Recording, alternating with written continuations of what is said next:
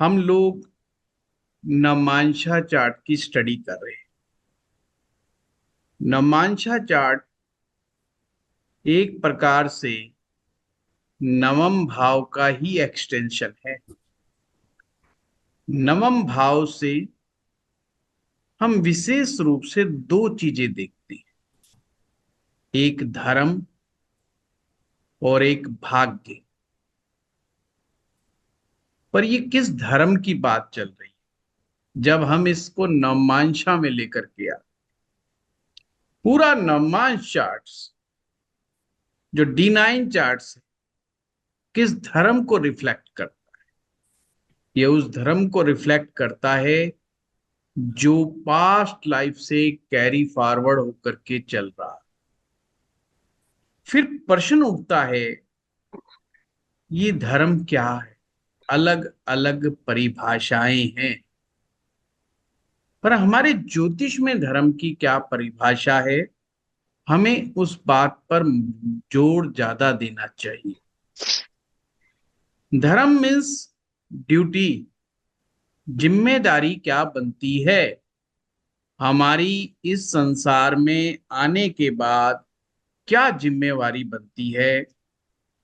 जो व्यक्ति अपनी समस्त जिम्मेवारियों को निभाता है वो ही व्यक्ति धार्मिक है एस्ट्रोलॉजी की निगाह में। आप हैरान होंगे ना, ज्योतिष केवल उन लोगों को उन लोगों को धर्म का पालना करने वाला मानता है जो ड्यूटीफुल हैं। वो उन लोगों को नहीं मान रहा जो डेली मंदिर में जा रहे हैं, वो उनको भी नहीं मान रहा जो डेली चैंटिंग कर रहे हैं। वो केवल उनको मान रहा है जो अपनी ड्यूटीज को पूरा कर रहे हैं। फिर प्रश्न फिर उठता है, कौन सी ड्यूटी? तो धर्म को चतुष्पदा कहा गया है, यानी कि धर्म के चार पांव हैं, चार चरण हैं। इसे चतुष्पद कहते हैं, जिसके पास चार पांव हों। पहला पद जो है वो इंडिकेट करता है, ये बहुत ही हायर लेवल का धर्म है।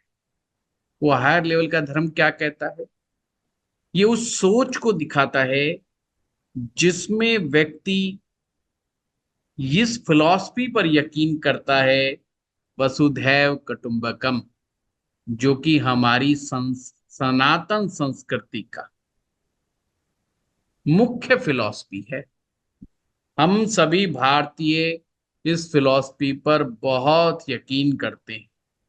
इसका मतलब होता है ये समस्त धरती हमारा कुटुंब है, हमारा परिवार है। और जब हम पूरी इस पृथ्वी को अपना परिवार मानते हैं तो उस परिवार के प्रति हमारी जिम्मेवारी हो जाती है। तो इसमें क्या कहा है पहले पद में? पहले पद में कहा है, इस संसार में, इस पूरे पृथ्वी लोक पे तथा अन्य लोकों में भी प्रत्येक प्रकार के जीव जंतुओं, प्रकृति के प्रति, हर किसी के प्रति जो व्यक्ति सचेत है, जिम्मेवार है, अपनी रेस्पॉन्सिबिलिटी को निभा रहा है, वो इस हायर लेवल के धर्म को निभा रहा है। जो फर्स्ट पद है धर्म का, ये बहुत ऊपर लेवल की बात है। ये महर्षि के लेवल की बात है। जो लोग इस तरह के धर्म को निभाते हैं अपने जीवन में, वो ही महर्षि हो जाते हैं। फिर दूसरा पद आता है। ये जो दूसरा पद है, इस दूसरे पद के अंदर व्यक्ति अपनी जिम्मेवारियां को जोड़ देता है अपनी सोसाइटी के साथ, अपनी कम्युनिटी के साथ। Community means like mind peoples का। जैसे आप लोग सभी एस्ट्रोलॉजर इकट्ठे हो जाएं तो वो एक कम्युनिटी बन जाती है, एस्ट्रोलॉजर्स की कम्युनिटी। पर उनमें से भी कोई ज्योतिषाचार्यों की भलाई के लिए कुछ सोचता होगा। कोई तो कुछ लोग हम में से ऐसे निकलेंगे जो इस बात पर बहुत गौर करेंगे कि एस्ट्रोलॉजर्स के सामने क्या चैलेंजेस आते हैं, उनकी लाइफ में क्या क्या प्रॉब्लम्स हैं, उनकी लाइफ की डार्क साइड्स क्या क्या है, क्या एस्ट्रोलॉजर्स की भलाई के लिए भी कुछ किया जा सकता है। अगर कोई व्यक्ति अपनी कम्युनिटी के लिए कुछ कर रहा है तो वो सेकंड लेवल का धर्म है, वो भी एक धार्मिक कार्य है। जैसे कुछ लोग अपने कम्युनिटी के लिए धर्मशालाएं बनवाते हैं, स्कूल्स खुलवाते हैं, इंस्टीट्यूशंस खुलवाते हैं। इसे समाज में वैसे तो कोई खास अच्छा नहीं माना जाता जब हम जातिगत रूप से ऐसा कार्य करते हैं। पर अगर अपनी जाति के लिए करते हैं पर उसमें सभी का वेलकम होता हो तो उसको पूरी सोसाइटी वेलकम करती है। जैसे आपने देखा होगा, हमारे देश में तीर्थ स्थानों पर हर कम्युनिटी ने अपनी अपनी धर्मशालाएं बना रखी होती है। इसका प्रत्यक्ष उदाहरण आप हरिद्वार में चले जाइए, वहां हर कम्युनिटी ने प्रजापत समाज की, सोनी सुनार की, स्वर्णकारों की, बनिया की, अग्रवाल की, पंजाबी की, सिंधी की, आप जिस कम्युनिटी को कहेंगे वो कम्युनिटी की धर्मशाला वहां पर मिल जाएगी आप। पर ऐसा थोड़ी है कि अगर आप सिंधी धर्मशाला में जाएंगे तो वो ब्राह्मण की एंट्री नहीं लेने देंगे, ऐसा नहीं है। पर उन्होंने सभी ने अपने समाज के लिए करी होगी। तो उनमें से कोई तो व्यक्ति ऐसा होगा जो ये सोचता होगा कि मेरा धर्म बनता है कि मैं अपनी सोसाइटी के लिए कुछ करके जाऊं। ये इस लेवल का धर्म। एंड थर्ड लेवल पे है ऐसा धर्म जिसमें हमारी परिवार आता है, हमारी फैमिली आती है, हमारा कुटुंब आता है। कुछ लोग अपने कुटुंब के प्रति भी बहुत रेस्पॉन्सिबल होते हैं, अपने कजन ब्रदर्स, कजन सिस्टर्स, इनके लिए भी बड़ा काम करते हैं। इनकी जिम्मेवारियों को भी अपनी जिम्मेवारी मान करके जीवन में आगे बढ़ते हैं, इनका भी लालन पालन करते हैं आवश्यकता पड़ने पर। चौथे लेवल का जो धर्म है वो होता है खुद के लिए, स्वयं के लिए। यानी कि इस संसार में आने के बाद हमारी कुछ रेस्पॉन्सिबिलिटी बन जाती, जो अपने कर्मों को न्यूनतम से उच्चतम की ओर ले जाना हमारी पहली प्रायोरिटी होती है। यानी कि वो कर्म जिनके बारे में जब तक हमें ज्ञान नहीं है हम करते हैं, पर जिस दिन हमें ज्ञान हो जाए ये कर्म गलत है, इसे नहीं करना चाहिए, उसे तुरंत त्याग दे और अच्छे अच्छे कर्म अपने जीवन में जोड़ता चला जाए। ये है सेल्फ। कुछ लोग सेल्फ के लिए वर्क करते हैं, तो सेल्फ के लिए वर्क करने में भी कोई बुराई नहीं। तो इस सेल्फ वाले धर्म में आपकी पत्नी और आपके बच्चे भी शामिल हैं। ये फोर्थ स्टेज का धर्म है। जो चार पद बताए हैं धर्म के, उसमें से ये चौथा पद है। ये लोअर लेवल का है, बहुत हायर लेवल का वसुधैव कुटुंबकम वाला है। और लोअर लेवल पे हम खुद, हमारी बीवी, हमारे बच्चे, यानी खुद की छोटी सी फैमिली। अगर कोई व्यक्ति उसकी जिम्मेवारी बहुत अच्छे ढंग से निभा रहा है तो भी वो धर्म का कार्य कर रहा है। धर्म के जो ये फोर फुट्स हैं, यही चार केंद्र बनते हैं। और धर्म के जो रक्षक हैं वो श्री नारायण भगवान हैं। धर्म का जो रक्षक हैं वो श्री नारायण है। कल प्रताप जी बोल रहे थे कि नारायण कौन।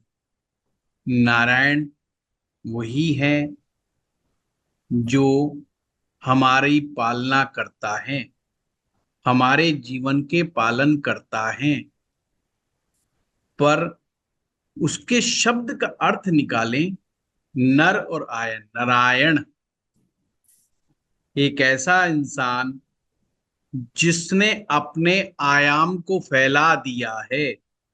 इसको शुद्ध हिंदी में अगर हम समझें तो एक ऐसा व्यक्ति जो अपनी जिम्मेवारी के अलावा दूसरे लोगों की जिम्मेवारियां भी उठाने लग जाता है, वो ही नारायण बन जाता है। ये सारे ज्योतिष में आगे आगे आपको यही मिलेगा कि हमें नर से नारायण बनना है। डिविजनल चार्ट्स में हम घुसोगे, गहराई में जाओगे, बहुत धर्म के गोते लगाने पड़ेंगे। हायर स्पिरिचुअल लेवल है आगे के वर्ग चार्ट, जो आपको बहुत हायर लेवल की स्पिरिचुअलिटी के अंदर लेकर के जाते हैं। तो जिम्मेवारी जो बहुत अच्छे तरीके से निभाता है वही नारायण हो जाता है। पर हमें एनर्जी किससे मिलती है जिम्मेवारी निभाने की? वो है श्री हरि नारायण। तो नारायण जी से हम एनर्जी गेन करते हैं ताकि हम अपने इस जन्म में धर्म को निभा सके। और नवमांश क्या है? नवमांश उसी का रिफ्लेक्शन है जो पास्ट लाइफ में हमने धर्म किया था, अर्थात धर्म इस जो ड्यूटी निभाई थी या नहीं निभाई थी। जिन लोगों ने पास्ट लाइफ में अच्छे तरह से अपनी ड्यूटीज नहीं निभाई थी, उनका नवमांश अच्छा नहीं होता है। जिन्होंने बहुत अच्छे तरीके से ड्यूटीज को निभाया, उनका नवमांश बहुत अच्छा होता है। और आपको पता ही है मैंने क्या समझाया, जो आपका D1 चार्ट है वो तो प्रोमिस है। राशि chart is promise of the कुंडली, बट D9 चार्ट फ्रुक्टिफिकेशन है। जो रियल में आपको मिलने वाला है इस जन्म में वो D9 ही देगा। हमें इन चीजों को बड़े अच्छे ढंग से समझना होगा। जितना हम गहराई से धर्म को समझ जाएंगे, उतना ही गहराई से आप नवमांश को समझ जाएंगे। अगर हम धर्म की को समझ गए तो धर्म का ही दूसरा पहलू भाग्य है। फिर उसे फॉर्च्यून को समझने में आपको ज्यादा परेशानी नहीं आएगी। बहुत सिंप्लीफाइड है।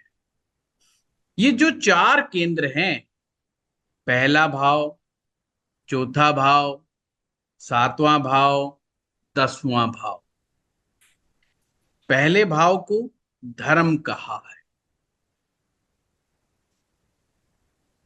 10वें भाव को अर्थ कहा है, सप्तम भाव को काम कहा है और चौथे भाव को मोक्ष कहा है। ये जो चार केंद्र हैं, इनको आप ऐसे लिखो: फर्स्ट हाउस धर्म, 10th हाउस अर्थ, 7th हाउस काम और 4th हाउस मोक्ष। ये चार केंद्र हैं। ये जो केंद्र हैं, इनमें जो भी ग्रह आते हैं, तो पहले हमें ये समझना होगा ये हमें क्या देते हैं, क्या बताते हैं, हम क्या समझें।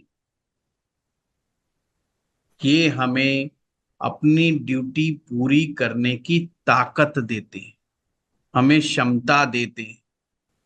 अगर केंद्र कमजोर होगा तो ड्यूटी को पूरा करने का हमारे पास बलाबल ही नहीं होगा। जैसे मैंने ट्राइंस में पढ़ाया था, ये ब्लेसिंग्स हैं। Trines are blessings of the god और गुरु। बट ये केंद्र जो हैं, ये पावर है जो भगवान ने हमें दी है। ये जिम्मेवारी निभाने के लिए जो शक्ति हमें चाहिए, जो एनर्जी हमें चाहिए, वो हमें केंद्र से प्राप्त होती है। अभी हम सारे भावों के ऊपर चर्चा करेंगे। एक छोटा छोटा चर्चा करेंगे ताकि हम नमांश को फिर बहुत अच्छे से समझ पाए, नमांश चार्ट को। और थोड़े थोड़े बीच बीच में सूत्र तो आएंगे ही आएंगे। मैं पीपीटी दिखाने की कोशिश करता हूं। सबसे पहले हम चर्चा करेंगे फर्स्ट भाव पर। अब ये चर्चा जो फर्स्ट भाव की चल रही है, ये राशि चार्ट की चर्चा नहीं है। ये नवमांश कुंडली के फर्स्ट भाव की मैं बात कर रहा हूं। यानी आपकी नवमांश कुंडली में जो लगन स्थान है, जो आपका फर्स्ट हाउस है, वो क्या क्या शो करता है, इस चीज के ऊपर हम लोग आज चर्चा करने वाले हैं। फर्स्ट भाव या नवमांशा का लगन इसे कह सकते हैं। It's indicates the self. ये आपको खुद को ही दिखाता है। ये आपके रंग को, रूप को, अपीयरेंस को और आपके उस नेचर को दिखाता है जिस नेचर के साथ आप पीछे से आए हो। जो नेचर आपको मिला है, प्रकृति से मिला है। पहले लगन के पहले भाव से बहुत सी चीजें पता चलती है। इससे ये भी पता चलता है एक व्यक्ति का एटीट्यूड मैरिज के प्रति कैसा है, वो मैरिज को क्या मानता है। क्योंकि आपका ज्योतिष तो कहता है मैरिज तो अपने आप में ही एक धर्म है। मैरिज को निभाना, इसका मतलब है आप धर्म को निभा रहे हैं। You are doing your duty, you are doing your best. घर गृहस्थी चलाना इस लाइफ में बहुत टफेस्ट टास्क होता है। ये समझ लीजिए, जीवन में ये दो काम बहुत मुश्किल हैं। एक, घर गृहस्थी को चलाना सही ढंग से, दूसरा पेरेंटिंग करना। बस ये दो ही चैलेंज हैं प्रकृति के अंदर, जो बहुत बड़े चैलेंज हैं इंसान के लिए। और ये बहुत बड़ा धार्मिक कार्य है। अपनी घर संसार को बसाना, अपने घर संसार को चलाना और फिर बच्चों की पालना अच्छे तरीके से करना। केवल बच्चे पैदा करना नहीं, अपितु उनको एक अच्छा नागरिक बनाना। तो ही हम कहेंगे कि हमने अपनी ड्यूटी पूरी की। अगर हमने ऐसा नहीं किया तो दिक्कत हो जाएगी। अगर लगन का लॉर्ड अगर छठे भाव में, आठवें भाव में, 12वें भाव में, ये नमांश कुंडली के बारे में बता रहा हूं, अगर बैठा है तो मैरिज के मामले में उसके ख्यालात कहीं ना कहीं प्रॉब्लमेटिक हो सकते हैं।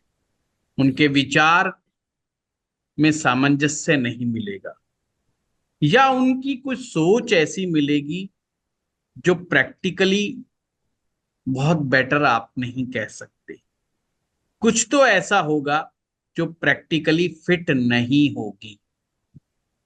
जिनका लगन का लॉर्ड 6, 8, 12 में बैठ जाता है, उनको मैरिज चलाना बड़ा मुश्किल हो जाता है, या उनको बहुत कठिनाइयां आती हैं। आप ऐसा भी समझ सकते हैं। अब आप हंसेंगे और कहेंगे बोला जी कठिनाइयां तो सभी को आती हैं, इनके साथ कौन सी ज्यादा आएंगी।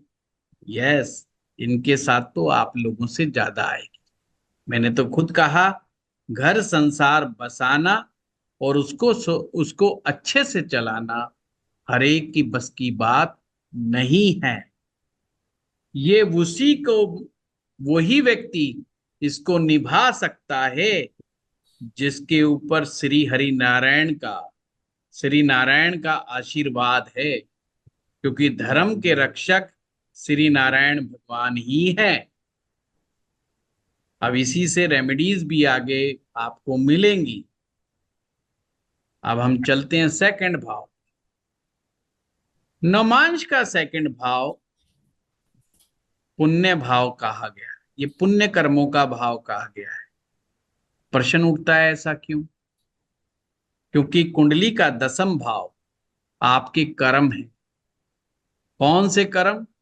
कर्म रिलेटेड टू द वर्क। ऐसे कर्म जो आपको धन कमाने के लिए, आप जीवन में डे टू डे इनकम कमाने के लिए जो काम करते, हर तरह का कर्म, उससे पंचम अगर आप काउंट करेंगे तो सेकंड हाउस आता है। तो ये पिछले जन्म के पुण्य कर्मों को दिखाता है इस कुंडली के अंदर। अगर इसको आप ऐसे भी कर सकते हो, ऐसे भी समझ सकते हो कि ये हमें ये भी बताता है कि आपको पिछले जीवन के जो संस्कार हैं, क्योंकि आत्मा अपने साथ कर्म और संस्कार लेकर के ही इस संसार में आती है। जिन्होंने मेरा आत्मा पे लेक्चर सुना हुआ है वो समझ पाएंगे।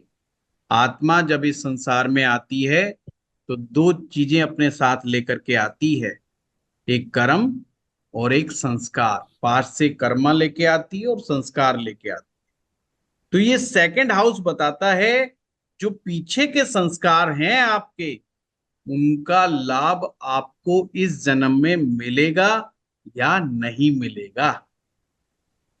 ये सेकंड भाव सीक्रेट अफेयर्स को भी दिखाता है उन केसेस में जो लोग शादीशुदा हैं पर उन्होंने सीक्रेट्स अफेयर चला रखा है।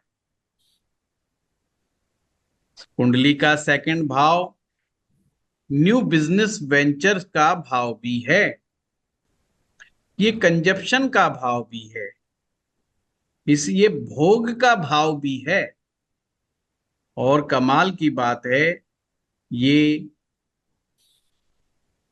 सैया सुख का भाव भी है, ये रात की नींद का भाव भी है।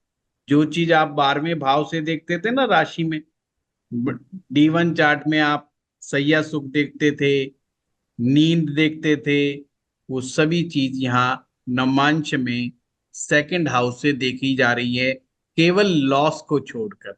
लॉस यहां से नहीं देखना, पर खान पान, भोग और सोना, नींद, quality of sleep, pleasure of sleep, ये सब हमारा सेकंड हाउस बताता है। थर्ड भाव, थर्ड भाव जो है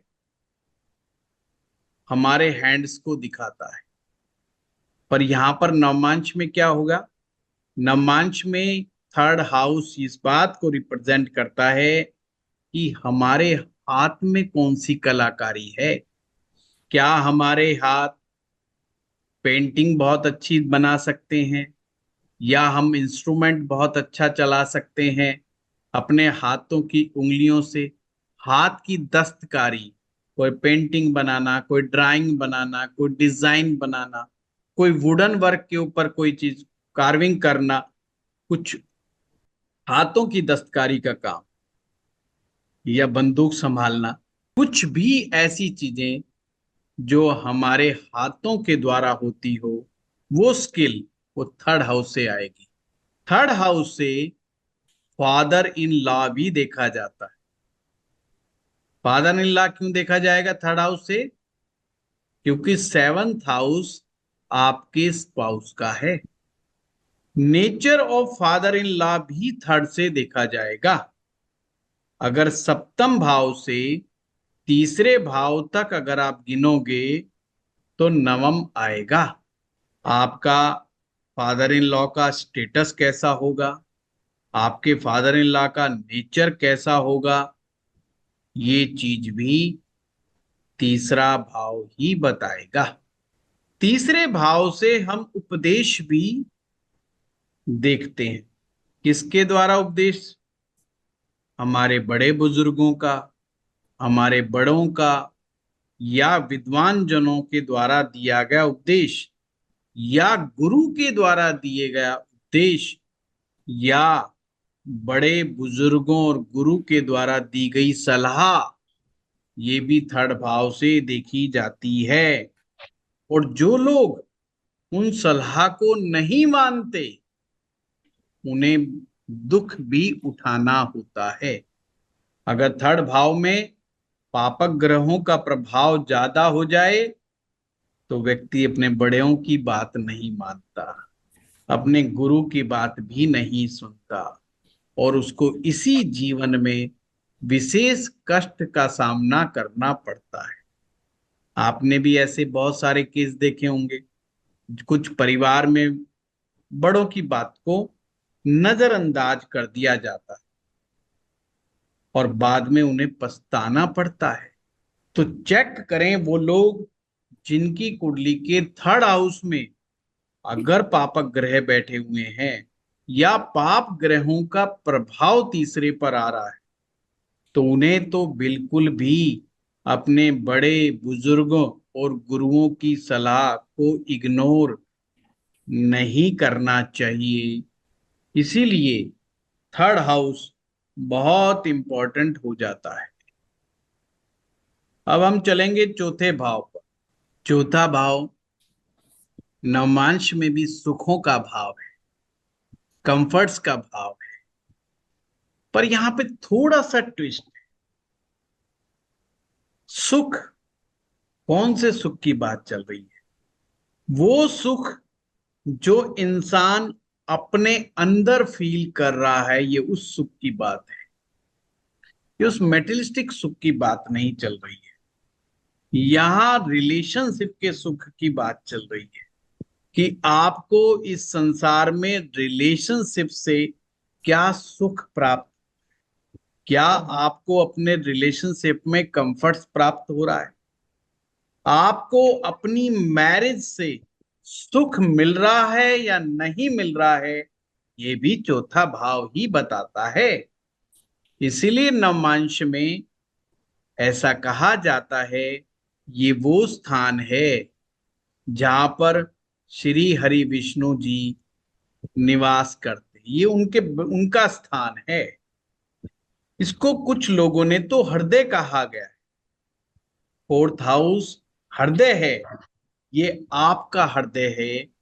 ये वो फिजिकल वाला हृदय नहीं, ये मेडिकल वाला हृदय नहीं कि साहब इससे हृदय की बीमारियां देखी जा रही है। नवमांशा में चौथे का उससे रिलेशन नहीं है, बल्कि आप बाय हार्ट कैसा फील कर रहे हैं किसी भी चीज के बारे में।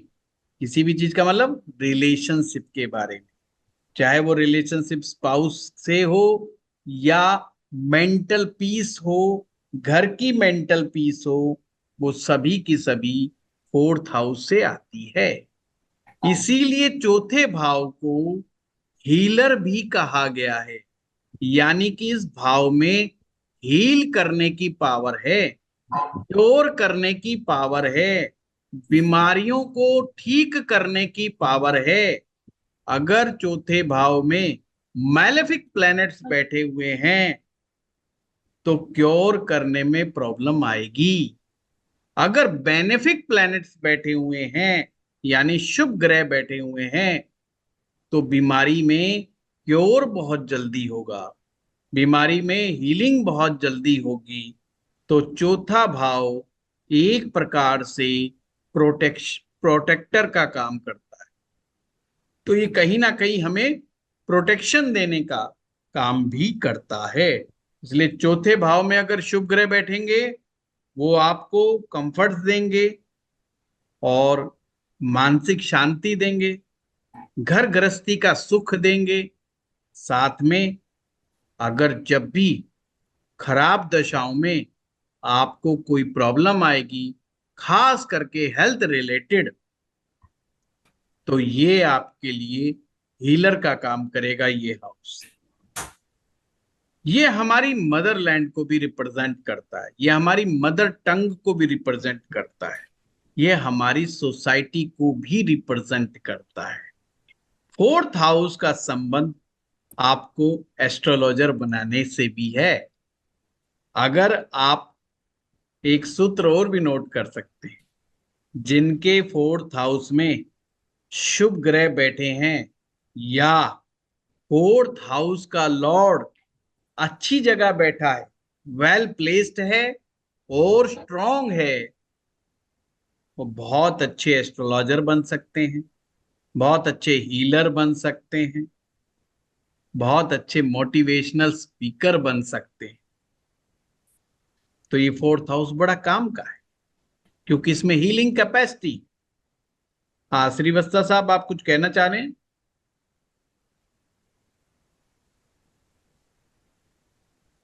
Guruji, हाँ, the fourth house in Navamsa, fourth house Venus is Venus house. It is in Venus. Venus is there, but is along with that malefic planet also is there, like Ketu and Mars. कोई बैठा है नहीं बैठा श्रीवत्सा साहब, उसके बारे में तो अपन लास्ट में बात करेंगे। हाँ हाँ, okay. Mixed अगर result मैं is जो correct. क्योंकि आपको कभी कभी हिंदी में थोड़ा सा डिफिकल्टी आती है, तो मुझे लगा कोई शब्द मैंने ऐसा तो नहीं बोल हाँ दिया हाँ हिंदी में जो आपको नहीं अंडरस्टैंड हुआ है। ओनली बस मेरा यही था। हाँ, thank you Guruji, thank you कोई गुरुजी। बात नहीं, हम बाद में आते हैं। बाद में आएंगे। अब हम बात करते हैं पंचम भाव। पंचम भाव हमारी एबिलिटीज हैं, और पिछली क्लास में आपको बताया ही था वो सारा, इसलिए मैंने बहुत कम बोलना है पंचम भाव के ऊपर। पंचम भाव आपके वो एबिलिटीज हैं जो परमात्मा ने आपको दे करके भेजी है, वो नॉलेज है जो गजब की है, जिसके लिए आपको कहीं सीखने की आवश्यकता नहीं है, केवल थोड़ा सा ब्रशअप करने की आवश्यकता है, और वो प्रकट होती है। जब वो प्रकट होती है तो वो आपका नाम रोशन करती है।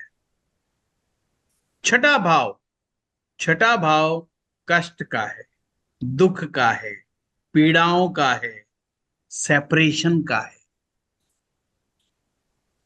नमांश में भी ये दुख है, परेशानियां हैं, सेपरेशंस हैं, पति पत्नी का विवाद है, पत्नी का आपका घर छोड़ करके चाहे वो आपके फादर इन लॉ के पास चली जाए, तो भी ये छठा भाव ये एक्टिवेशन से होता है। किसी भी कारण से पति पत्नी का, चाहे वो सेपरेशन स्पिरिचुअल सेपरेशन हो या किसी फाइट की वजह से सेपरेशन हो, दोनों ही स्थिति में सिक्स्थ हाउस बहुत बड़ा रोल निभाता है। सेवंथ हाउस ये भी केंद्र है, पहला भाव केंद्र था, फोर्थ हाउस केंद्र है, and seventh house is also केंद्र। जो सेवंथ हाउस है ये भी ज्योतिषी बनाता है, पर यहाँ पे थोड़ा उल्टा है, जिसका सप्तम पीड़ित होगा वो उतना अच्छा ज्योतिषी।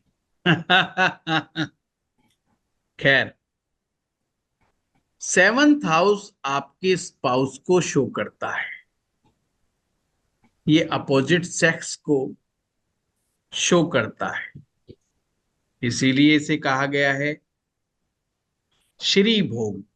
पुरुष के लिए कहा गया है स्त्री भोगा, स्त्री भोग, और लड़कियों के लिए कहा है पुरुष भोग, यानी मेल के लिए उसका अपोजिट फीमेल, और फीमेल के लिए उसका अपोजिट मेल। ये वो भाव है जो हमारी स्किल्स को भी रिप्रेजेंट करता है, वो स्किल जो हमें कमाने में बहुत मददगार होती हैं।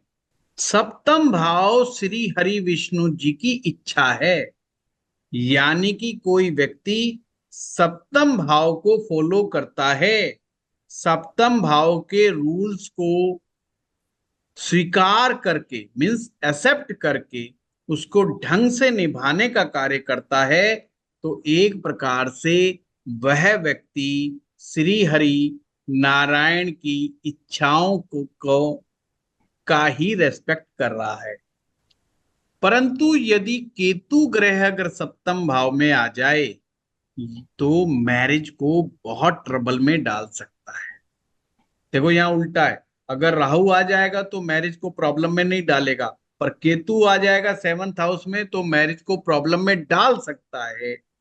और इनके अलावा कोई अदर मैलेफिक प्लैनेट्स भी होगा सेवंथ हाउस में, वो भी कहीं ना कहीं मैरिज के लिए अच्छा नहीं होगा, आपके स्पाउस के नेचर के लिए अच्छा नहीं होगा। सेवंथ हाउस से आपके स्पाउस के नेचर का भी पता चलता है। इवन आप सेवंथ हाउस को लगन कुंडली बना लेंगे। देखिए बड़ा कमाल का है ये। अगर कोई व्यक्ति ये जानना चाहे कि मेरा जो जीवन साथी, होने वाला जो जीवन साथी है, उसका स्वभाव कैसा होगा, उसकी एजुकेशन कैसी होगी, उसका चरित्र कैसा होगा, उसका कैरियर कैसा होगा, जो भी आप जानना चाहो कुल मिलाकर वो सभी चीज आप पता लगा सकते हैं। सिर्फ एक काम करना है, आपकी जो नवमांश कुंडली है उसका जो सेवंथ हाउस है उसको बस फर्स्ट हाउस बना, यानी जो ग्रह सप्तम में है उसको फर्स्ट हाउस में कर, कुंडली को एकदम उलट दो, है वो नीचे वाली एकदम ऐसे ऊपर ले आओ। यानी कि जो ग्रह जिस राशि में है उसको उसी में रखना है। जैसे कि आपका मकर लगन का नवमांश हो, मैं एक एग्जांपल दे रहा हूं जस्ट, तो सेवंथ हाउस में कौन सी राशि होगी? कर्क राशि। अगर मकर का लगन होगा तो सप्तम में कर्क होगा। अब मान लो कि सेवंथ आपका उस कर्क राशि में बुध बैठा है, तो आप एक कुंडली तैयार करो। जो कुंडली तैयार होगी वो उसको लगन कर्क से स्टार्ट, यानी लगन पे लिख दो कर्क, और फिर 4 5 6 7 अपनी नई कुंडली तैयार। जो ग्रह नमांचा में जो ग्रह जिस राशि में बैठा उसको वहीं बिठा दो। जो नई राशि जो नया राशि चार्ट बना है, जो नई कुंडली बनी है, वो आपकी पत्नी की ही मिरर इमेज है। अपनी पत्नी को देख लो ढंग से और पत्नी पति को देख लो।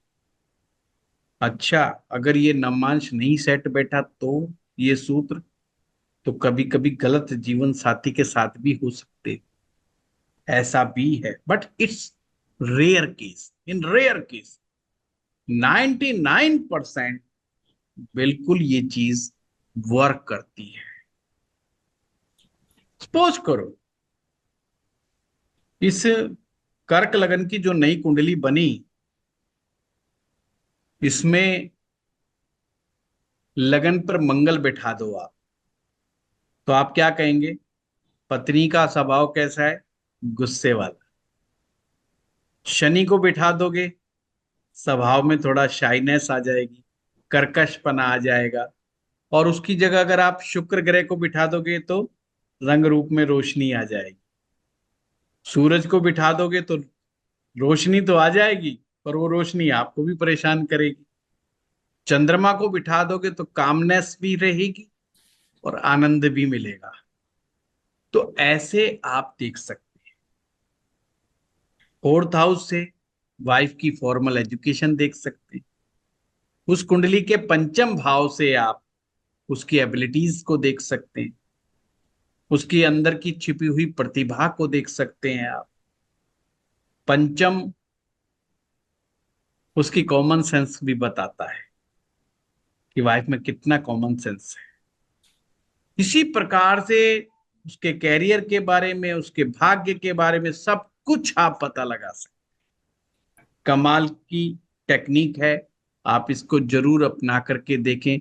बहुत सारे लोगों का प्रश्न होता है कि मेरा जीवन साथी कैसा होगा, और कुछ लोगों की शादियां हो गई हैं, वो देखते हैं कि राइट है कि रॉन्ग है, तो उससे भी आपको समझ में आ जाएगा और आपको बड़ी प्रैक्टिस करने में मदद मिलेगी कि आप अपने स्पाउस को बहुत अच्छे तरीके से जानते हैं। उससे ग्रहों का विचार करके देखिएगा, बड़ा अच्छा आनंद आएगा। अब चलते हैं अष्टम भाव की तरफ।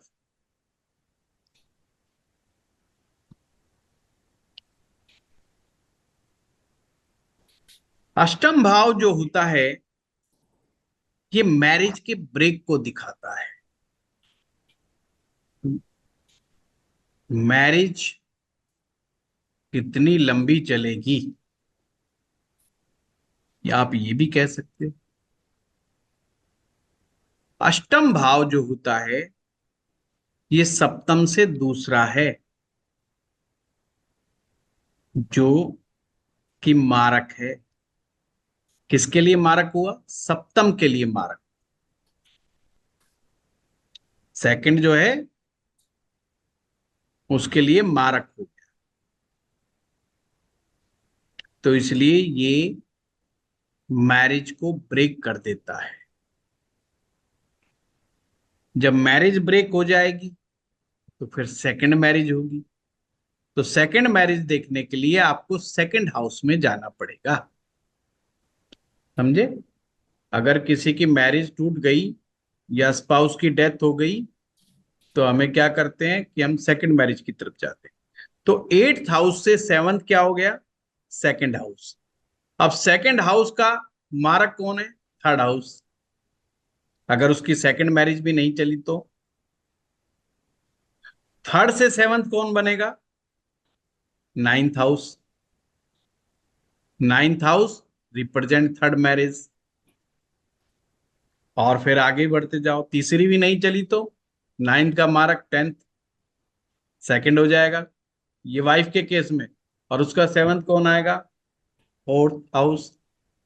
वो चौथी मैरिज को रिप्रेजेंट करेगा।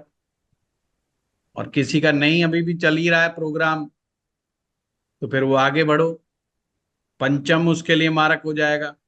पंचम से एकादश, पंचम से सप्तम, फिर 11वां भाव, उसकी अगली मैरिज। फिर चक्की को घुमाते रहो हैं। तो इस तरीके से मैरिजेस को देखा जाता है। बहुत सारे लोगों का प्रश्न होता है कि सेकंड मैरिज बताओ जी, सेकंड मैरिज कैसे देख। बहुत सिंपल है सेकंड मैरिज। नवमांश कुंडली के सेकंड हाउस से देखते हैं सरवाइव करेगी कि नहीं करेगी। ये कारक की पावर पर डिपेंड करता है। D9 चार्ट के दो कारक ग्रह होते हैं, एक गुरु और एक शुक्र। गुरु रिप्रेजेंट द धर्म और वीनस आपकी मैरिज को रिप्रेजेंट करता है। अगर कुंडली में गुरु और शुक्र पीड़ित हैं, नवमांश कुंडली की बात कर रहा हूं, तो फिर दो कर लो, तीन कर लो, चार कर लो, आपकी मर्जी है। प्रॉब्लम तो रहेगी, टेंशन तो रहेगी। छोड़ के भागने से कोई फायदा नहीं। आपने पिछले जन्म में भी अपनी ड्यूटी से भाग गए थे। इस जन्म में भागने से कोई लाभ नहीं होगा, बल्कि उसकी रेमेडी करनी होगी आपको।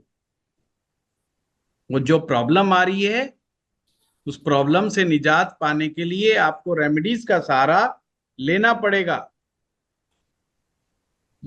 बद्री नारायण भगवान की पूजा करनी। बद्री नारायण भगवान के पास जाकर के, बद्री नारायण जाते हो कि नहीं जाते? ये ध्यान रखना, अगर मामला नहीं बन रहा है, मैरिज टूट रही है, मैरिज चलाने पर भी नहीं चलती है, जिसकी दो मैरिज तीन मैरिज टूट रही हैं, तो उन्हें बद्री विशाल जी के दर्शन करने चाहिए साल में एक बार, और वहां मन्नत मांगनी चाहिए। हो सके तो बद्री नारायण भगवान के मंत्र का जप भी करना चाहिए। तो ये अष्टम भाव का सूत्र मैंने आपको बताया। इसी प्रकार से नाइन्थ हाउस को देखते हैं। नाइन्थ हाउस दिखाता है कि आपका अपने गुरु के साथ रिलेशन कैसा है। आप अपनी जिम्मेवारियों के प्रति कितने सजग हैं, कितने कॉन्शियस हैं। अर्थात इस संसार में आपको जो जिम्मेवारियां मिली हैं, एक तो वो होती है निभाने का, वो तो हर कोई निभाता है जो उसको जिम्मेदारी मिलती है। एक्स्ट्रा क्या आप करते हो, वो बहुत इंपॉर्टेंट है। आपके बड़े बुजुर्ग नवम भाव को दिखाएंगे, नवम भाव से आते हैं। लर्निंग फ्रॉम हायर लेवल, ये भी नाइन्थ भाव से आता है। नवमांशा का नवम भाव अगर बहुत अच्छा है तो निश्चित रूप से आपको अच्छे गुरु मिलेंगे। और उनसे आपका रिलेशन भी अच्छा होगा। अगर नवम भाव गड़बड़ हो जाता है तो ये मामला भी गड़बड़ हो जाता है, ये चीज फिर ठीक नहीं। 10th भाव ये मनी को दिखाता है, मनी रिलेटेड वर्क को दिखाता है, इसीलिए इसको लक्ष्मी स्थान कहा गया है। जैसे नवमांश के चतुर्थ भाव को नारायण भगवान का स्थान कहा गया है, श्री नारायण का स्थान कहा गया है, वैसे ही 10th हाउस को लक्ष्मी स्थान कहा गया है।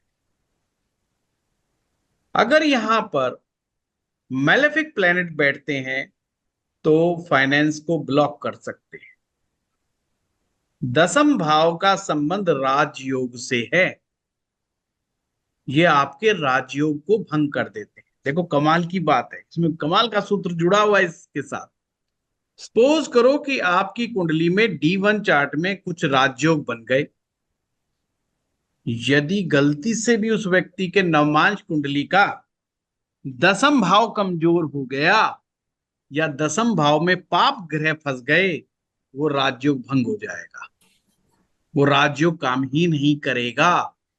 अगर कोई व्यक्ति चाहता है कि उसका जो D1 चार्ट में राजयोग बन रहे हैं वो सही मायने में इस जन्म में फलीभूत हो जाएं, तो निश्चित रूप से उसको भगवान से प्रार्थना करनी चाहिए कि भगवान ये 10th भाव गड़बड़ नहीं होना चाहिए।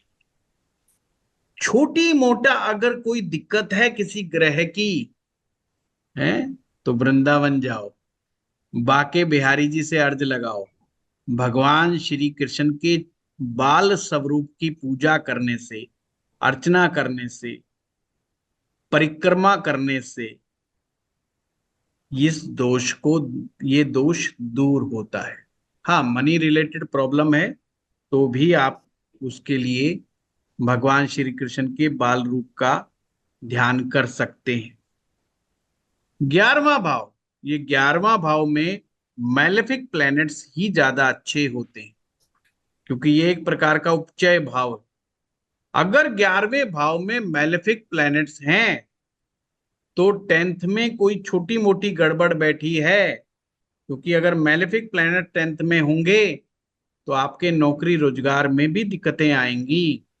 और अगर अच्छे ग्रह कोई बैठा है 10th हाउस में तो स्टेबल इनकम को शो करता है, स्टेबल जॉब को शो रिप्रेजेंट करता है या स्टेबल बिजनेस को शो करता है।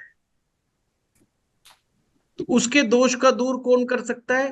केवल 11वां भाव ही उस दोष को दूर कर सकता है, पर शुभ ग्रह बैठने से नहीं होगा, उल्टा मैलेफिक प्लैनेट्स बैठने से होगा।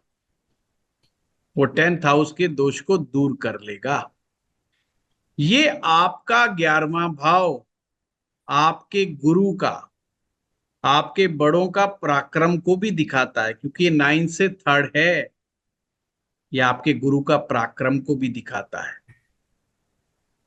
इसी प्रकार से 12वां भाव ये लॉसेस को दिखाता है, ये डिनायल को दिखाता है, ये मैरिड लाइफ की प्रॉब्लम्स को दिखाता है। जिन लोगों की मैरिड मना हो जाती है ना, शादी होती ही नहीं कभी कभी, 12वां भाव बहुत बड़ा रोल निभा देता है उसके अंदर। और 12वें भाव का लॉर्ड अगर केंद्रीय त्रिकोण में बैठ जाए तो उन केंद्रीय त्रिकोण को भी डिस्टर्ब कर देता है। 12वां भाव फ्रीडम का भी है, 12वां भाव डेथ का भी है, नमांशा में खास करके। तो ये कुछ चीजें मैंने आपको बताई हैं, कुंडली के 12 भावों की व्याख्या आपको समझाई। अगली क्लास में हम लोग, नेक्स्ट क्लास में हम मैरिज को लेंगे कि मैरिज क्या होती है, अर्ली मैरिज के क्या योग बनते हैं, मैरिज की प्रॉब्लम्स को कैसे देखते हैं। आज आपको बताया है अपने स्पाउस के नेचर को देखना, वो आपके लिए होमवर्क है, उसकी ढंग से स्टडी करें। हाँ अब बताइए मंजू जी, आपने शुरू से हाथ हैंड रेज किया हुआ है, क्या कहना चाहते हैं आप? मुझे समझ तो आ रहा है, लेकिन कहीं कहीं बीच बीच में थोड़ा सा रह भी जाता है। हाँ, ये ये क्योंकि देखो। मैं आपकी क्लास ना अब अभी अभी लिए, पहले तो कहीं और से सीखा था, तो मेरे को इंग्लिश में दिक्कत आती है, तो इंग्लिश अरे की। अंग्रेज मंजू जी, आपकी मेरी बहुत बनेगी, अपने को तो अंग्रेजी आती ही नहीं। तो मुझे ये अंग्रेजी तो जानना नहीं। श्रीवत्सा साहब बैठ जाते हैं सामने, इसलिए थोड़ी बहुत ही कोई शब्द निकल जाता है, हाँ, बाकी तो चिंता ना करो, अपन बिल्कुल अनपढ़ आदमी। तो कोई वहीं से थोड़ा सा हो जाता है समझ ना में। ना ना, अपन तो बिल्कुल सही मिल गए हैं, बिल्कुल टेंशन मत लो। अंग्रेजी से मत डरो। और हाँ, बताओ कोई बात। अंग्रेजी से थोड़ा डर लगता है, और थोड़ा ये लगता है कि पता नहीं कितना आएगा नहीं आएगा, थोड़ा सा डर सा रहता है। हाँ, ये डर लगना तो अलग बात है, बाकी हम लोग हरियाणा से हैं। हाँ, और मैं हरियाणा में। अंग्रेजों से गिन गिन के जो बदला ले रहे हैं ना, हम हरियाणा वाले ही ले रहे हैं आज तक। नहीं, बाकी मैं सब मथुरा सुधर की गए। हूँ। सबने अपने दिल में से अंग्रेजों के प्रति जो है माफ कर दिया सब। हरियाणा वालों ने नहीं करा। तो उनकी जो अंग्रेजी है वो बिल्कुल अलग ही आयाम पे चलती है। ये जो आप टेंथ हाउस में बता रहे थे मैलेफिक ग्रह का, वो थोड़ा सा दोबारा से बता दो, वो थोड़ा कम आया समझ। सिंपल है, हिंदी में बताता हूँ। मैलेफिक का मतलब है पाप ग्रह। अच्छा जी। अगर पाप ग्रह दशम में बैठा है हम्म। तो कहीं ना कहीं आपके नौकरी रोजगार में कोई डिस्टरबेंस पैदा करेगा, तकलीफ पैदा कर सकता है, स्ट्रगल पैदा कर सकता है, खास करके अपनी दशाओं में। अगर कोई शुभ ग्रह बैठा है, शुभ ग्रह मतलब गुरु बैठा है, शुक्र बैठा है, चंद्रमा बैठा है, बुध बैठा है, ये शुभ ग्रह है, तो ये आपके लिए अच्छे हो गए, आपके काम के लिए, काज के लिए स्मूथली स्मूथली काम चलेगा। टेंथ हाउस में। हाँ, टेंथ हाउस में मुझे टेंथ हाउस बस। की ही मैं बात कर रहा हूँ, आपने टेंथ का ही क्वेश्चन पूछा है ना। हाँ, टेंथ का ही पूछा। हाँ। वो और मैलेफिक पे थोड़ा सा अटक गई थी पहले ना, वो पाप ग्रह और क्रूर ग्रह बोलते थे, तो थोड़ा सा अरे समझने में। रे रे रे रे, कोई बात नहीं, आगे से ध्यान रखेंगे, हम बिल्कुल पाप को पाप ही बोलेंगे। और नहीं, अब तो आपने समझा दिया, अब तो समझ आ जाएगा। अच्छा अच्छा अच्छा, बहुत आसान है, चिंता मत कीजिए मंजू जी। ठीक है है जी। ना। ठीक। हाँ, मेरा जो है नमांश के दशम में जो है गुरु बैठा है। हाँ। तो शायद मैंने अपनी पहली बुक में भी लिखा है, नहीं लिखा, अब जो मैं दूसरी की तैयारी जो चल रही है उसमें ये बात मैंने लिखी है कि परमेश्वर का ये आशीर्वाद रहा है कि जो जॉब हो या मेरा काम काज हो, उसमें स्टेबिलिटी, जो स्टेबिलिटी जो है वो अब हमें समझ में आती है कि क्यों है, क्योंकि बेनिफिक प्लेनेट मतलब शुभ ग्रह दशम में बैठा हुआ है। ठीक है जी। दशम भाव एक प्रकार से हर प्रकार के कर्म का भाव है,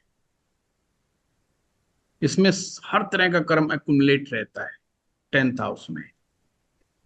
तो वहां पर शुभ ग्रहों का प्रभाव अच्छा माना जाता है, अशुभ ग्रहों का प्रभाव अच्छा नहीं माना जाता है।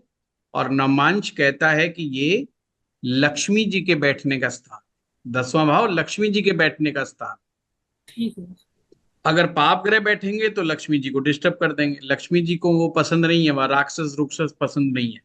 जो राक्षस प्रवृत्ति का ग्रह आ जाएगा वहां पे तो लक्ष्मी जी कहेंगे भाई ठीक नहीं है, मामला गड़बड़ है। ठीक है। ठीक है। हाँ Sir, श्रीवत्सा साहब, आप बताइए आप।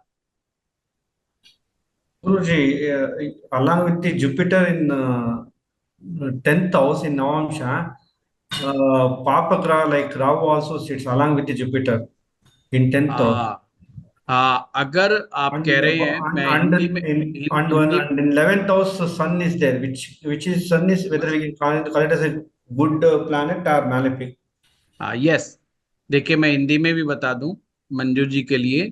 Yes, ये sir. कह रहे हैं, श्रीवत्स साहब कह रहे हैं कि दसम भाव में राहु भी बैठा है, गुरु भी बैठा है, तो एक मैलेफिक है, यानी कि एक शुभ ग्रह बैठा है और एक अशुभ ग्रह बैठा है, पाप ग्रह बैठा है। तो क्या रिजल्ट होगा। और 11वें भाव में सूरज बैठा है, सूरज को क्रूर ग्रह से कहा गया है, ये पाप ग्रह की श्रेणी में नहीं आता, क्रूर ग्रह की श्रेणी में आता है।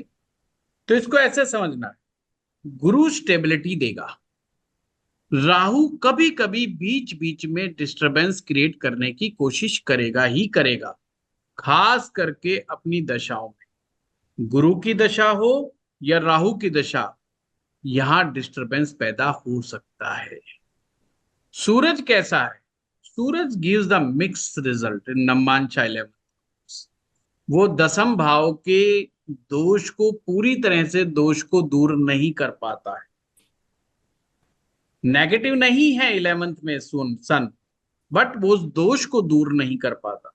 हाँ, जैसे अगर मार्स 11th में आ जाता या सैटर्न 11th में आ जाता और दसम में कोई मैलेफिक ग्रह भी बैठा होता या कोई डेवलेटेड प्लेनेट भी बैठा होता, यानी कि नीच राशि का ग्रह भी बैठा होता, तो उस दोष को दूर कर देता।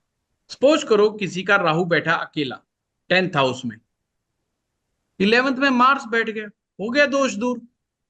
अब पता चला वो तो मल्टीपल काम कर रहा है, उसके पास तो काम ही बहुत है। उसकी तो एक जो है किराने की दुकान भी है, एक उसने होटल भी खोल रखा है, उसका शेयर मार्केट का काम भी है, उसके रेंटल इनकम भी आ रही, मल्टीपल सोर्स ऑफ इनकम बना के बैठा है। 11वें में क्योंकि मैलेफिक यानी कि पाप ग्रह बैठा है, तो उसने 10th के दोष को दूर कर दिया। ये है वो सूत्र बस। गुरु जी कोई अगर ग्रह भी पाप ना ग्रह बैठे बैठ जाए, शुभ ग्रह बैठ जाए, ये भी अच्छी बात है। अगर अकेला पाप बैठ जाए तो बहुत परेशान करता, बहुत परेशान करता है।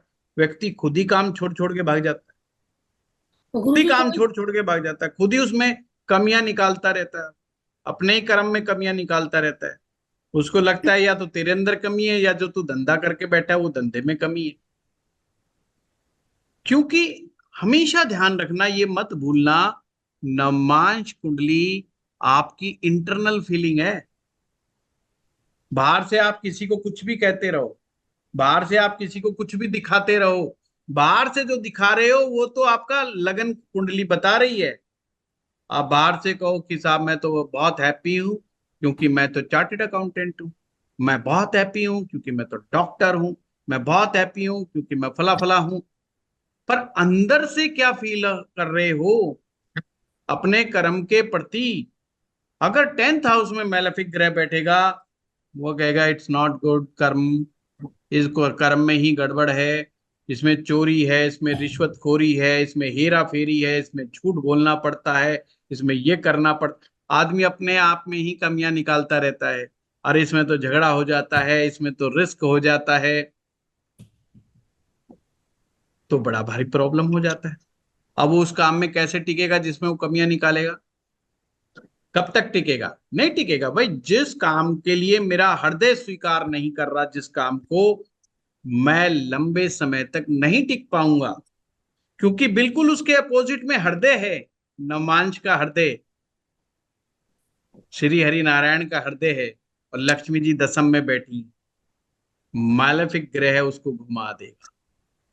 शुभ ग्रह की दृष्टि चतुर्थ पर पड़ेगी, आपके हृदय को सुकून मिलेगा जो भी आप काम कर रहे हैं। जब जिस काम में आपको सुकून मिलेगा, मीन्स कंफर्ट्स मिलेगा, आराम मिलेगा, मन का आनंद मिलेगा, उसी काम में आप लंबे समय तक टिको, लंबे समय तक सरवाइव करो। अगर कोई ग्रह दशम में नहीं बैठा तो उसके लॉर्ड को देखो कि क्या लॉर्ड केंद्र में बैठा है, क्या त्रिकोण में बैठा है, पाप ग्रहों के साथ बैठा है, क्या शुभ ग्रहों के साथ बैठा है। वही अगेन एंड अगेन मेथड को अप्लाई करना है, सिंपल। ठीक है। गुरु हाँ जी गुंजन जी बताइए। प्रणाम सर। सर, मुझे ये पूछना था, आपने थर्ड हाउस और नाइन्थ हाउस का बताया। थर्ड आपने बताया गुरु उपदेश है, और नाइन्थ आपने बताया रिलेशनशिप विद गुरु है। तो लेकिन कल आपने बोला था कि जैसे आपने कहा था ट्राइंस में केतु अच्छा है नाइन में, तो यदि हाँ, नाइन में केतु है तो थर्ड में राहु है, राहु मेलेफिक है, वो तो गुरु। उसके संदर्भ में नहीं, गुंजन जी किस संदर्भ में बताया वो भी मैं क्लियर कर दूं। मैं जब कह रहा था कि एस्ट्रोलॉजी के लिए अगर Ketu place in the 9th house, वो आपको अच्छा एस्ट्रोलॉजर बनाएगा ही बनाएगा। दो चीजों का बड़ा वफादार होता है केतु नवम में बैठा हुआ। जिसका भी नवम में दो केतु बैठा होगा, दो चीजों में बड़ा वफादार। एक तो वो अपने बाप का वफादार बहुत होता है, एक वो अपने गुरु के प्रति बहुत बड़ी वफादारी करता है। ये हमेशा ध्यान रखिए। पिता का वफादार, पिता ने जो कह दिया परम वाक्य, पिता ने कह दिया बेटा ये लड़की है, इससे शादी कर ले, लड़का होगा तो आंख बंद कर लेगा, शादी कर ले। उसको कोई मैटर, वो 8वीं फेल है, 10वीं फेल है, 12वीं फेल है, कैसी भी है, उसको कोई मायने नहीं कि बाप ने कहा तो बस कर लो। और बाद में वो रियलाइज करेगा कि बाप ने कहा था इसलिए मेरी शादी चल गई, नहीं तो चलती ही नहीं। 100% जिसका भी केतु 9th में, गुरु के प्रति वफादारी हमेशा उसके अंदर मिलेगी ही मिलेगी, वो नहीं, ये एक बहुत अच्छी चीज है। 3rd हाउस के अंदर जो राहु माना जाता है ना, वो बहुत अच्छा माना जाता है, वो खराब नहीं। यहां पर राहु अलग बिल्कुल केस है। ये क्या बताया गया है, अगर पाप ग्रह तीसरे में हो, पर जरूरी नहीं कि उसको दुख भोगने पड़ेंगे। अगर वो गुरु की और बड़े की बात मान रहा है तो दुख नहीं भोगना, वो उनके लिए हिदायत है, उनको बड़ा सा ध्यान रखना है। मंगल तीसरे में बैठा है, शनि तीसरे में बैठा है, राहु तीसरे में बैठा, उनको तो गुरु की बात माननी है। ये उसको बिल्कुल मानना ही मान के चलना है, नहीं मानेगा जब फंस जाएगा, बुरी तरीके से फंस जाएगा। अब केतु 9th में बैठा है, अगर वो पिता से वफादारी छोड़ दे, गुरु से वफादारी छोड़ दे, गुरु के प्रति आस्था छोड़ दे, वहीं फंस जाएगा, वहीं फंस जाएगा। बड़ी से बड़ी मुसीबतों, बड़ी से बड़ी बीमारियों, बड़ी से बड़ी समस्याओं, केतु 9th में बैठा हो, पहरेदार है साहब, बंदूक लेके खड़ा है, ये समझ लो। लाल किताब की भाषा में कहूं तो बंदूकधारी पहरेदार है, बस शर्त एक ही है कि बाप का और गुरु का वफादार। नवमांश में केतु को कुल की उन्नति का मेन प्लेनेट माना है। चंद्रमा, शुक्र और केतु, ये 3 ग्रह हैं साहब नवमांश के अंदर, जो कुल की उन्नति करवाते हैं, विवाह करवाते हैं, शादी कराते हैं और बहुत अच्छा धर्म का निर्वाह करवाते हैं। इनके बगैर गुजारा नहीं, इसलिए केतु को गलत नहीं माना। केतु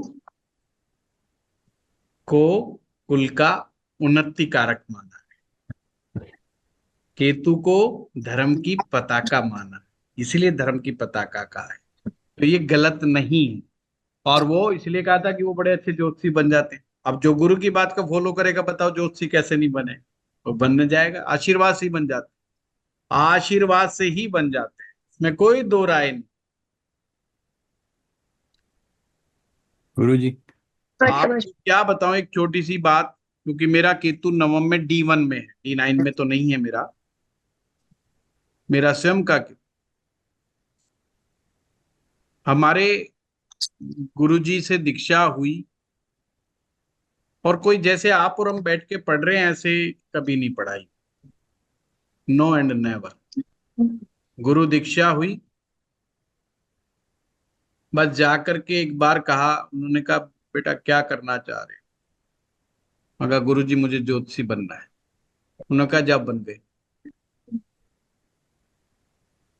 आशीर्वाद दिया, फिर से आशीर्वाद दिया, और मुझे ये मेरे दिमाग में बैठ गया, बहुत यंग एज थी, अब गुरुजी ने कह दिया तो होगा, और इतना दृढ़ विश्वास, और जिस दिन उन्होंने कहा तो बस लग गया कि अब तो हो ही गया। और सच बताऊं 10-15 दिन के बाद मैं लोगों को जो बोलने लगा, अब तो मुझे बड़ी हंसी आती है, और लोग सीरियसली लेने लग गए, और लोग बोले यार तुम्हें तो बड़ा अच्छा ज्योतिष आता है। तो डिवाइन पावर्स वर्क करती हैं, केतु अपने आप में ही डिवाइन, मतलब उसका प्रतीक है, अकल्ट के अंदर ये बहुत महत्वपूर्ण ग्रह माना जाता है। चलिए आगे किसी का लेते हैं। जितेंद्र जी ने कोई प्रश्न लिख दिया, क्या लिखा है? D1 और D9। प्रणाम सर। प्रणाम गुरुदेव। यदि D1 और D9 दोनों में 9th हाउस में हो तो केतु सर? हाँ तो अच्छा है, ये तो अच्छा है जितेंद्र जी, तो कोई खराब थोड़ी, अच्छा है, गुड। Thank you sir. गुरु जी हाँ आ रहा हूँ, सभी के पास आ रहा हूँ। हाँ उर्मी जी। सर जैसे आपने कहा कि 10th हाउस में शुभ प्लेनेट हो तो अच्छा है, अगर वो प्लेनेट D1 में, जैसे उसका अगर हम देखें कि वीक है, D1 में नहीं देखना, सिर्फ D9 में। उर्मी जी सिर्फ D9 में ही देखना, वीक और स्ट्रॉन्ग। हाँ स्ट्रेंथ तो हम D9 में ही देखते हैं, मगर देखें जैसे अब वो कंबस्ट है, नहीं नहीं, आप गलत चले गए, हम गलत कंबस्ट चले नहीं गए। देखते यहाँ पे। नहीं कंबस्ट नहीं देखते, कहने का ये कि वो चीज तो नहीं देखते ना यहाँ पर। कंबस्ट कुंबस्ट सब D1 की घटना है। अच्छा ओनली यहाँ पे ये, अगर बाधिक प्लेनेट जैसे होते हैं तो फिर उनको कैसे इंटरप्रेट, या फिर ये दूसरा टॉपिक हो जाता है, बाधिक प्लेनेट्स होते हैं जैसे नहीं नहीं, अभी जस्ट शुभ और पाप प्लेनेट्स ही देख रहे हैं। अच्छा जी जी जी जी, अभी तो टॉपिक बहुत हो जाता है। बड़ा वर्क कुंडली है। मैं तो नवमांश पे जानबूझ करके ज्यादा टाइम लगा रहा हूँ। मैंने राइट। आप लोगों को कहा था नवमांश एक ऐसी चीज है जिसमें 15 दिन भी बोला जाए तो कम है। काफी इतनी चीजें। टेक्निक्स है इसके अंदर। मैं बड़ा छोटा करके सोच रहा था पहले तो कि सिर्फ थोड़ा सा टचअप करूंगा और दौड़ लगा के D7 पे भाग जाऊंगा, पर मुझे लग रहा है अब 4-5 दिन तो इसी में ही हो गए। तो अभी तो मैरिज तो बाकी रह गई। ठीक है, हाँ नहीं काफी चीजें हैं। हाँ, अंकुश जी। सर मुझे एक चीज कहना था हाँ कि जी, उर्मी जी का जो प्रश्न है कि जैसे अभी आपने कहा कि 10th हाउस में शुभ ग्रह हो, इनका प्रश्न था कि जो मुझे लगा कि अगर वो D1 के हिसाब से बाधक ग्रह है, मारक ग्रह है, या छठे नहीं आठवें नहीं, भाव का स्वामी है, तो ये क्लियर होनी चाहिए लोगों को कि शुभ ग्रह अधिकांश जगह जो चर्चा है वो नैसर्गिक शुभ और पाप ग्रह की चर्चा है। हाँ, नैसर्गिक वो उसका D1 के षष्टेश अष्टमेश और मार्केश से कोई लेना देना ही कोई लेना देना नहीं। जी ओके थैंक यू। नहीं। हाँ अंकुश बताइए। कि जैसे मतलब हम 10th हाउस से फादर का स्टेटस भी देखते हैं क्या नवांशा में? फादर का स्टेटस, देखिए इसके अंदर जो है आपको 9th हाउस जो है बहुत कुछ समझा देता है। तो उसमें मतलब हम देखेंगे नहीं, जैसे हम नॉर्मली देखते हैं कि फादर का स्टेटस वेल्थ वगैरह, तो किसी की कुंडली में अगर जुपिटर उसमें डेविएटेड साइंस में 10th हाउस में, लेकिन उसके बच्चे की कुंडली में वो एग्जॉल्टेड है 10th हाउस में, सेम जुपिटर, देखिए तो अगर नहीं, वो तो पीढ़ी दर पीढ़ी चलने वाली चीजें अंकुश, कि ये तो होता ही है। अगर कोई स्पेसिफिक प्लेनेट जो होता है वो कई बार कई परिवारों में आप देखेंगे वो रिपीट होता है, कि किसी का अगर मंगल कमजोर आ गया तो बेटे का भी कमजोर आ रहा है, उसके बेटे का भी कमजोर आ रहा है। या राहु गलत जगह आ गया तो राहु उनकी 3 पीढ़ियों में 4 पीढ़ियों में गलत आ रहा है। तो ये तो इसकी तो बड़ी संभावनाएं बनती हैं। दोपहर से अभी मैं D7 चार्ट कराऊंगा, वहां आपको ज्यादा आनंद आएगा। पिता और बेटे का है ना, वो संतान का है।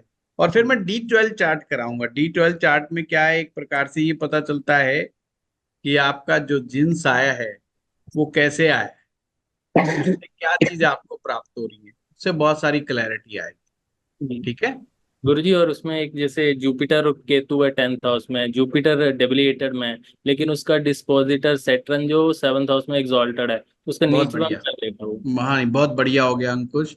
तो इसका इसने 10th भाव के दोष को दूर कर दिया, काफी हद तक दूर कर दिया, क्योंकि डिस्पोजिटर पावरफुल हो गया ना, एग्जॉल्टेड हो गया, और वो भी केंद्र में आ गया, केंद्र वो में। भी 7th में आ गया। दसम से दसम है सप्तम। ओके। भाव से भाव की स्थिति को देखें तो दसम भाव से अगर हम गिनेंगे सप्तम तक तो दसम का दसम है। एक्चुअल में ये रूल काम ही जब करता है कि 10th का लॉर्ड अपने से 10th हो जाए तो उसका दोष पूर्णतः निपटा देता है। तो स्टेबिलिटी रहेगी, जॉब में भी स्टेबिलिटी रहेगी। उसके दोष को दूर कर दिया, डेबिलिशंस वाला फार्मूला नहीं चलेगा। Thank you. हाँ अभिलाषा जी। सिंपल क्वेश्चन सर, सैटर्न कर्म कारक है, 10th हाउस का उसका अपना डोमेन है सर, उसके बाद भी वो 10th हाउस को अफ्लिक्शन में डालता है, मतलब किस तरीका से? I just wanted to understand being its own house. So तो 10th में वो कैसा खराबी कर सकता है? ये नवमांशा की बात कर रहे हैं या आप D1 की बात कर रहे हैं? ये प्रश्न सर आपका नवांशा का बात कर रहे हैं, नवांशा। मैं वही कह रहा हूँ। आप बात कर रहे हो कर्म, वो उसकी मतलब जो दूसरे तरीके D1 से शनि की, आप शनि, आपके दिमाग में जो शनि की छवि है वो D1 वाली है, ये समझ लो। नवमांश आपकी मैरिज को बता रहा है, मैरिज के सुखों को बता रहा है, प्लस में आपके भाग्य को दिखा रहा है। भाग्य में आपके कर्म के द्वारा जो स्मूथनेस क्रिएट हो रही है या स्मूथनेस नहीं क्रिएट हो रही है, ये केवल उस चीज की बात कर रहा है। आप बात कर रहे हो शनि के उस स्वरूप की जो हम कर्म के लिए इस्तेमाल करते हैं। D10 चार्ट में राजा शनि हो जाएगा, वहां हम कहेंगे कारक शनि है, वह होली सोली इंचार्ज शनि हो जाएगा।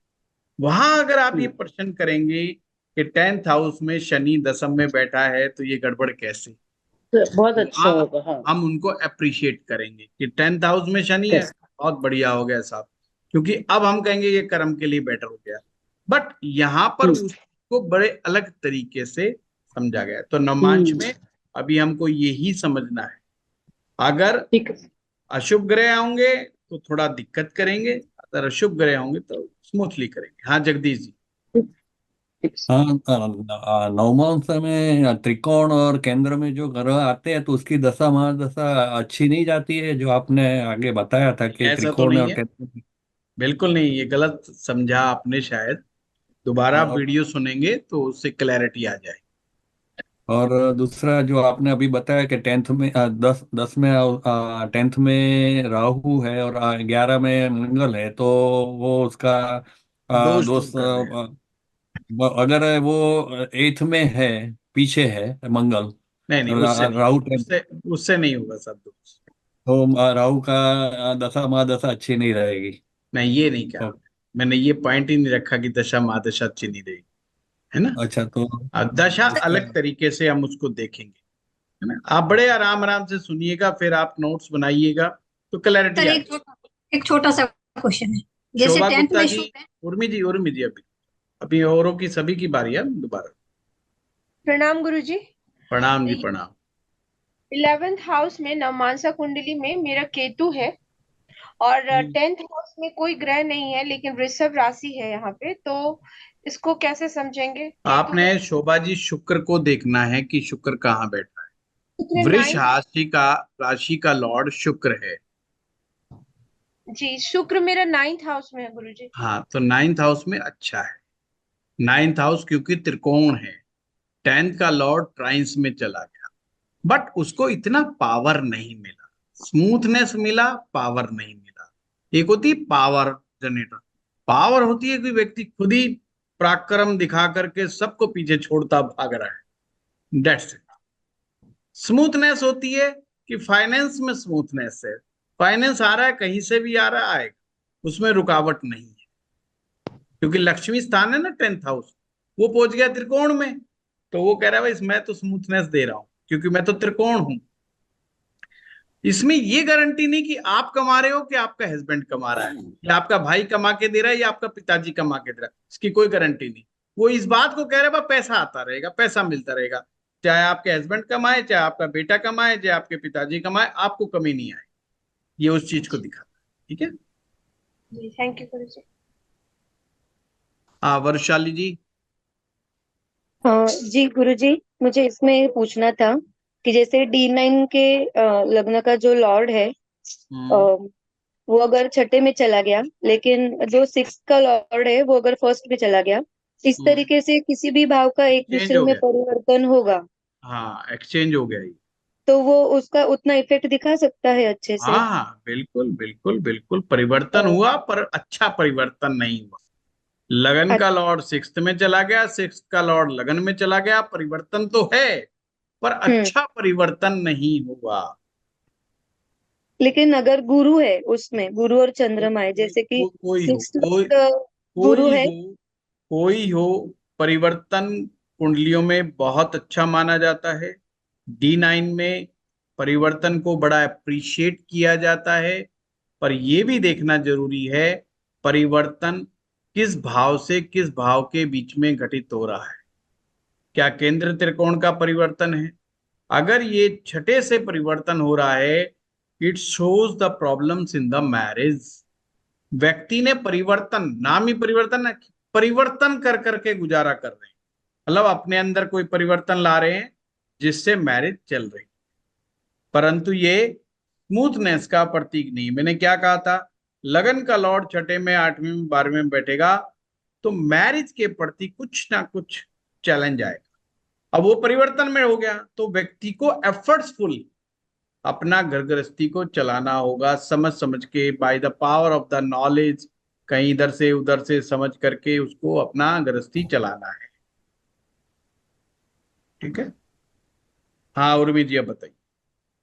सर जैसे अगर 10th में शुभ है और मल्टीपल जो पाप प्लैनेट्स हैं वो 11th में आ जाते हैं, मल्टीपल, क्योंकि एक आ जाता है तो कहते हैं मल्टीपल आ जाते हैं, तो जैसे मल्टीपल मीन आल सैटर्न हो गया, राहु हो गया और मार्स भी हो गया, तीनों आ गए 11th में। उर्मी जी एक आ जाता अगर तो अच्छा है। एक भी अशुभ ग्रह वहां बैठ गया ना 11वें में, तो दसम के दुष्प्रभाव को कम कर देता है, उस दोष को दूर कर देता है। अगर 11वें में राहु भी चला गया ना तो दसम की प्रॉब्लम्स को काफी हद तक कम कर देता है। Provided the Dashama has like Shubh planets are empty, नहीं नहीं, अगर शुभ ग्रह बैठे हैं तो वैसे ही प्रॉब्लम नहीं है, वो तो अच्छा प्रॉब्लम डाल ही नहीं रहे हैं। हाँ जी, देखिए आप इसको ऐसा समझिए, इसको फाइनेंस से समझिए कि फाइनेंस हमें मिलेगा कि नहीं मिलेगा, क्योंकि वो लक्ष्मी स्थान है, लक्ष्मी जी की कृपा हम पे है कि नहीं, ये वो चीज समझने का बस है। अगर बस लक्ष्मी जी समझ की कृपा है, शुभ ग्रह बैठा है, तो अभी केस में बताया, पिताजी कमाओ चाहे भाई कमाओ चाहे पति कमाओ चाहे बेटा कमाओ, अपने पास पैसा पूरा रहेगा। हमने हाँ, ठीक। एफर्ट्स किया तो अपन भी कमा लेंगे, पैसे का कमी नहीं। नहीं भी कमाया तो भी कोई नहीं पूछने वाला। ये केवल फीमेल के केस में नहीं, अगर मेल के चार्ट में भी ऐसा हो जाता तो भी पैसा उसको आता है, चाहे पत्नी कमाओ चाहे बेटा कमाओ चाहे बाप कमाओ, इनकमिंग चाहे इनहेरिटेंस इनकम प्रॉपर्टी से आए, चाहे रेंटल इनकम आए, चाहे शेयर से इनकम आए, कहीं से आए उसको पैसा आ जाए। सर सेकेंड हाउस का एक आपने कहा था कि चीज पॉइंट सदा कर्मा, तो सदा कर्मा मीन कंटिन्यू सदा नहीं, सदकर्म, सदकर्म, वो उसका मतलब सदकर्म जो संस्कार पीछे हमने लिए करे थे, अच्छे हाँ कर्म जो पास्ट लाइफ में हमने करे थे, वही संस्कार बन जाते हैं। ओके, कंटिन्यूटी ऑफ वही प्रीवियस। संस्कार, पिछले संस्कार हमारी मेमोरी में रहते हैं, हमें नहीं पता, हम उनके प्रति कॉन्शियस नहीं है, पास्ट लाइफ के कर्मों के प्रति हम कॉन्शियस नहीं होते हैं, पर ऑटोमेटिक पास्ट के संस्कार इस जन्म में अपना इम्पैक्ट दिखाते ही दिखाते, वो हमें बताते हैं कि हमें किस मार्ग पे चलना चाहिए। कभी कभी आप देखें किसी किसी का मन शुरू से ही करता है कि यार मुझे तो अच्छा काम करना, मुझे बुरा करना ही नहीं। आपने बड़ी फिल्में देखी होंगी जिसमें गुंडों के घर में पैदा हो जाते हैं, मवालियों के घर में पैदा हो जाते हैं, एक बच्चा पैदा होता है, वो कहता है नहीं यार मुझे इन डाकुओं के बीच में रहना ही नहीं, मुझे फाइट पसंद ही नहीं है। ये सही क्या है? उस आत्मा का पास्ट का संस्कार, कुछ कर्मास थे जिसको ऐसे परिवार में आना पड़ा, उस आत्मा को, उसका कुछ लेन देन था उनके बीच में, पर उनका संस्कार जोर मार रहा है, पीछे से प्रेशराइज कर रहा है कि इस स्थिति से तुझे बाहर आना है, तुझे ठीक है, बाहर निकल के भागना है। दैट्स इज सेकंड हाउस, इसीलिए थैंक इसको कहा गया है। यू ठीक है। थैंक हाँ यू। देखिए, जो लोग आराम से कुछ नहीं बोलते और हैंड रेज भी नहीं करते, कभी कभी उनको बड़ा गुस्सा आ जाता है। ये बिल्कुल उसी प्रकार से होते हैं जैसे हमारे भोजन में अचार, अचार कहता कुछ नहीं है, पर जब अंदर सीधा चला जाता है ना तो सुबह बताता है कि क्या होगा। तो कृपया करके हैंड रेज करा करो, बाद में क्लास को या मुझे क्रिटिसाइज करने से कोई फायदा नहीं होगा। आप लिख दोगे, मैं कई बार ध्यान नहीं होता, कई बार मैं बहरा होता हूँ, भाव में बहरा होता हूँ, दिमाग में कई फाइलें खुली होती हैं, ब्रेन में मैं उसके अंदर लगा हुआ होता हूँ। अगर आप कुछ लिख देंगे तो कई बार मेरे, हाँ मुझे ये तो लिख जाता, कभी कभी लग जाता है अरे हाँ ये कुछ कोई लिख रहा है, मैं उसको बोल देता हूँ जितेंद्र जी लिख रहे थे, मैंने जितेंद्र जी को बोल दिया, बड़ा कभी ध्यान नहीं भी आता है। तो इसका बुरा नहीं मानना है, दोबारा उसको आपने क्लास के अंदर पूछ सकते हैं, पूछने की पूरी छूट है। आने से पहले ही आपके क्वेश्चंस मैंने लेने शुरू कर दिए जैसे ही मैं आया क्लास में। वीडियो रिकॉर्डिंग हमने बाद में ऑन की। मंजू जी का कोई क्वेश्चन था तो हमने उसको बड़े हिंदी में समझाने का प्रयास किया। फिर भी रह जाता है तो व्हाट्सएप पे लिख दो कि कोई क्वेश्चन है। अगर मुझे लगेगा कि यार ये तो मुझे देना चाहिए इसका आंसर तो मैं जरूर दूंगा, नहीं लगा तो यार ये तो वही बात रिपीटेड है तो शायद मैं ना भी दूं, तो मैं वो चीज देख लेता हूँ। तो उसकी आप लोग चिंता ना करें। महिलाएं कई बार बहुत जल्दी नाराज हो जाती हैं तो उनका मुझे विशेष ध्यान रखना पड़ता है और मैं अपनी तरफ से रखता भी हूँ, पर कई बार स्वभावतः हो जाती हैं। तो मैं मेरी आप लोगों से हाथ जोड़ के विनती है कि मुझसे नाराज मत होइएगा, है ना। और बाकी पुरुषों को तो मैं देख लूंगा, ठीक है। बाकियों से तो मैं नहीं डरता। चलिए, आप लोगों का बहुत बहुत गुरुजी, धन्यवाद। हाँ बताइए। मेरे भी नवम में केतु है, तो मेरी तरफ से तो आप निश्चित रहिए। अचार अचार वाला काम कभी नहीं होगा गुरुजी। आपको जान के हैरानी होगी, मंजीत जी मुझे कब से जानते हैं आप शायद नहीं जानती। गुड़गांव में पता नहीं कितने साल पहले रहते थे और मैं इनका 2008। दीक्षा गुरु हूँ। इन्होंने जी। मुझसे दीक्षा ली हुई है, इनको गुरु मंत्र दिया हुआ है। तो ये मेरे इतने पुराने शिष्य, और ये कॉरपोरेट्स में काम करते थे, आजकल बॉम्बे हैं। तो इनका हमारा बहुत पुराना रिलेशन है। इसलिए देखो आपका केतु अच्छा है, जब तो आपने छोड़ा नहीं। पकड़ा तो छोड़ा कहाँ आपने, है मेरे गुरु भी ख्याल तो अच्छा मिला ना गुरुजी। 10 या 12 साल से भी ज्यादा पुरानी बात हो गई मेरे। 2008 से जानते हैं गुरुजी। हाँ बिल्कुल बिल्कुल, आप ठीक कह रहे हैं। बिल्कुल, ये तो जी 15-16 साल पुरानी बात हो गई। जी। ये और इनकी वाइफ तो हमसे जुड़े हुए हैं। किसी और गुरु के पास भी चला जाऊं, घूम के आपके पास ही आता हूँ गुरुजी। जी जी जी जी जी। जी। तो चलिए, आप लोगों का बहुत बहुत धन्यवाद। प्रणाम नेक्स्ट सर। क्लास में मिलेंगे नमस्ते गुरु जी। और नमस्कार।